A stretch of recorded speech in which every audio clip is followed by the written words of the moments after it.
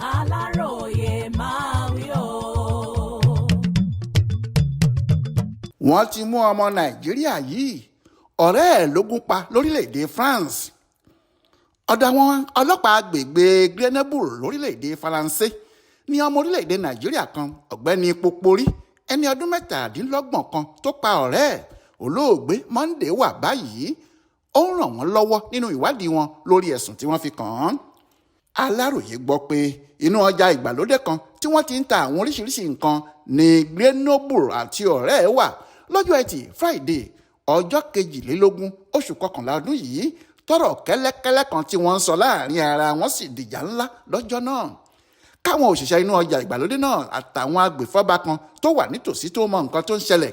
àfúrásì ọ̀daràn yìí ìyẹn Popori ti fa ọ̀bẹ aṣọ́rọ̀ kan yọ lápò rẹ̀ ó sì gbé ilé olóògbé náà nígbàyà.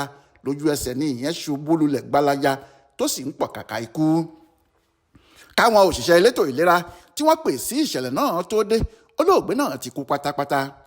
àwọn agbófinró kò fàkókò ṣòfò lójú ẹsẹ̀ ni wọ́n ti fọwọ́ òfin mú un. ọ̀dọ̀ wọn ní Grenoble níjọba ìbílẹ̀ Southern France ni wọ́n mú un lọ.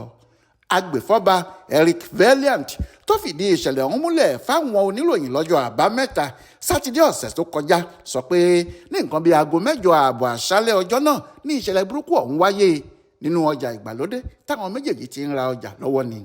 ó ní àwọn máa tó wá afurasí ọ̀daràn náà lọ sílé ẹjọ́ láti sọ tẹnu ẹ̀ níwájú adájọ́.